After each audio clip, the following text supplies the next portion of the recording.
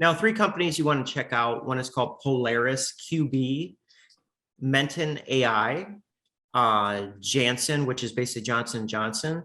And the best that I saw was probably Menton AI, as they said they had, 284, something like that, residues or amino acids in a protein.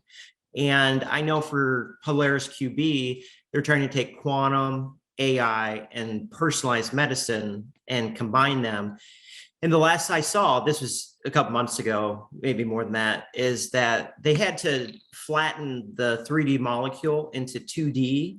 So maybe just looking at functional groups as opposed to like the goal for big pharma basically is to do all these simulations like protein, drug, ligand, all that kind of stuff with the human body inside of a computer, like what you're trying to do, instead of all this lab work, or kind of cut down on a lot of the lab work. So that's the main goal. So the technology that they're using, I know for sure, Menton AI, Polaris QB, and Janssen have only been using annealing, not even ion trap. So it's just quantum annealing, and there's many approximations being made, and they're just publishing how far they've gotten so far. So I would check out those three. Now, Shahar has been a speaker on this discussion, so you could check out the video on the YouTube site, as it kind of gives you like a insight to it. But as far as that kind of stuff, is like they say quantum computing is perfect for molecules because, substitute an atom for a qubit, those types of things. Yes. But if, for instance, to simulate caffeine, that's 162 qubits. And for penicillin, you're talking about more than the number of atoms in the universe.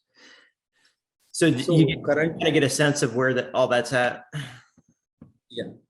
Sorry for interruption. So currently, I'm using quantum quantum graph, graph representation of molecules.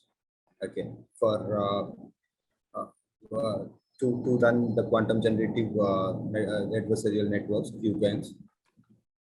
So that is the one approach which I have found so far. But I'm still looking out for new approaches if I could get clear. So that was like a specific question for.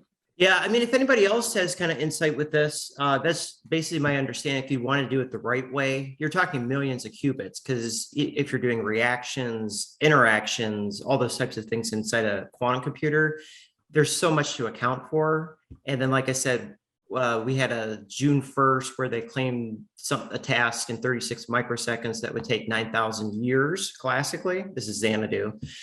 And, that's only 216 qubits. So I would check out a lot of the McKinsey reports. It's McKinsey, and there's stuff right along the way that you're talking.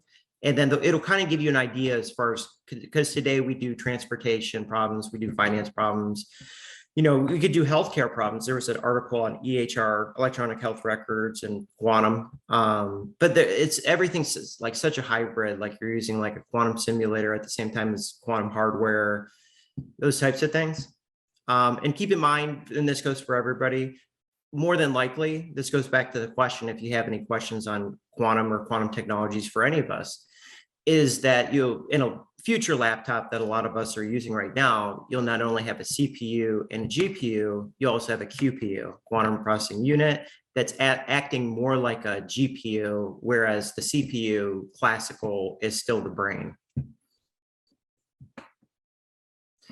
But yeah, I would check out McKinsey. Any other questions, kind of going back to this first question here? Is there anything people have questions about learning more about quantum or implementing it? I think you kind of have an idea. So Ron does compiler design. Ravi's a programmer. So Ravi, feel free to come on at any time. Sonu's on a lot, and so is Bahar. And then anybody else, anybody new to the discussion that wants to come on by mic or by video?